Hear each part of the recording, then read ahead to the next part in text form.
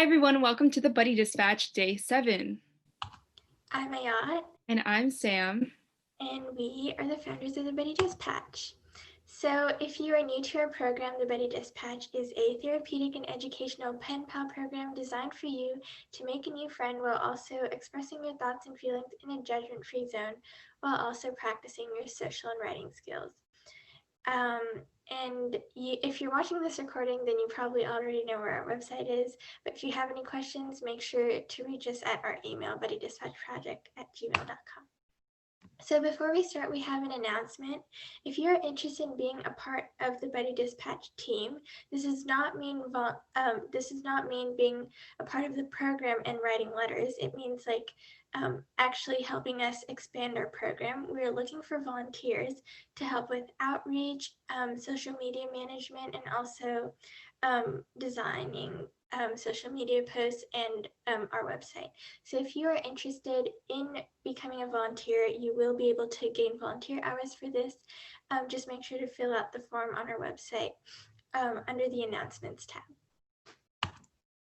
So today we'll be starting with an activity which is mostly for the live session, but you can also do it and send it to your buddy if you did not attend. And then, of course, we have the topic of the week and the craft. All right, so for the activity this week, we are going to be making a sort of mind map. So what I want you guys to do first is to create a diagram with your name circled or boxed or whatever, just as long as it's in the center of your paper. I should mention that you should probably grab a pen and paper, pen or pencil and paper. All right, so once you have written your name down in the center, you're gonna wanna write down all of the different labels that you associate yourself with and draw a line connecting these different labels to your name in the center. So these can be good labels, bad labels, not like labels that aren't necessarily good or bad, just like anything that you would consider yourself as. So if you look on the diagram that we have on the slides, you can see like female, Italian, American, sister, twin, just anything like that. But then you can also write stuff like um, self-deprecating, like just whatever you would consider you, like how you think of yourself, what your labels are. Mm-hmm. All right, so once you have that down, you are going to want to circle the labels you wish you didn't have in red. And then you're going to want to circle the labels that you are proud of in yellow. And lastly, you want to write, or I want you guys to like write in labels you wish you were a part of in a different color. So maybe you wish that you were more confident, or you wish that you were more popular, just anything like that, anything that you were wish, any label that you wish you were a part of. Mm-hmm. All right, so this sort of leads us into our topic of the week. And if you couldn't have already guessed, our topic of the week is labels. Specifically, how do you define yourself? So this whole like topic of labels has been circulating a little bit recently because we in society there is a stigma that labels do not really define you. And so moving on to like the first question prompt that we have is, do these labels define you? Do you think that these labels are a good representation of who you are? And by these labels, we mean the ones that you listed in the activity before. Yes, thank you. Okay, moving on. Do these labels constrict or limit who you are or who you can become? Do you think that by having a certain label, this prevents you from becoming or being a part of another label that you wish you were a part of? So those other labels that you wrote in that you wish that you were a part of, are there any of the labels that you had originally that would constrain you from becoming part of that other label? Next, do you strictly follow your labels? This could apply for some other labels more than others, but are these labels stuff that you think like if you are just that one label, you can't be anything else? All right. Or if it's like something like religion, you might not strictly follow that. Or if it's, yeah, that's just another example. Yeah. Thank you. Okay, next one is, do you think that there is a definition for your label that you strictly fall under? So this kind of goes with the third prompt.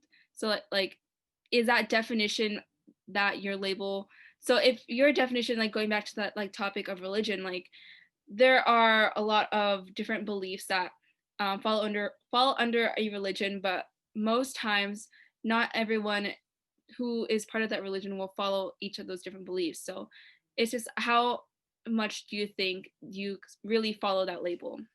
Okay, and next there is this term called intersectionality. And what this is, it suggests that there is an interconnected nature of social categorizations. And so that might be a little bit confusing. So what it essentially means is for as an example, like you can have or identify or have a label as a woman, and you can also have another label aside from being a woman, but you it, just because you are a woman doesn't mean that you cannot be seen as that other label that you are as well. So that one's a little bit more confusing, but do you think that this idea sort of exists within the realm of labels? Do you think that it is applicable, or do you think that it is necessary to have within our society, I guess? Yeah. Okay, and lastly, what did you notice about yourself from doing the activity? So, from doing the activity that we did earlier, but also as you were answering these different questions that we have. Yeah. Okay.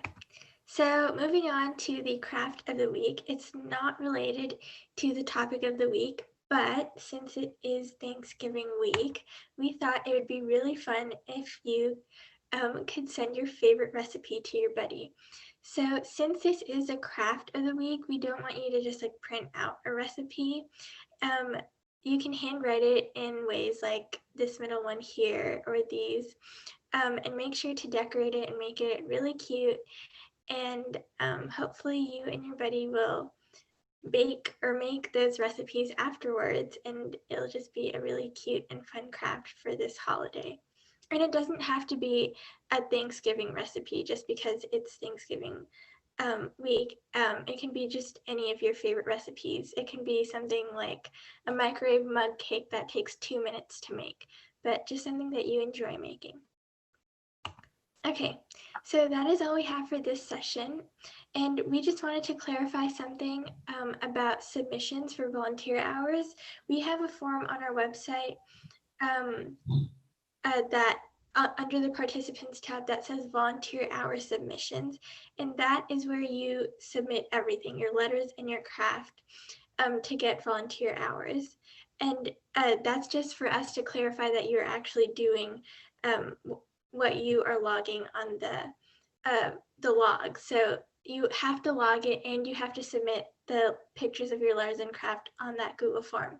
And there's another Google form titled craft submissions, and that is only for if you do not want volunteer hours, but you still want your craft to be featured on our website or social media. So the craft submissions form is not for earning hours. It's only if you want your craft to be featured. But otherwise, everything goes on the volunteer hour submissions form. And that, again, is under the participants tab. Yes, and another clarification for volunteer hours, when you submit the images of your volunteer hours, you submit your own letter, your own craft, so whatever you are personally making, not necessarily the crafts that you receive from your buddy. Yeah. Okay, thank you. Thank you guys for joining. Bye.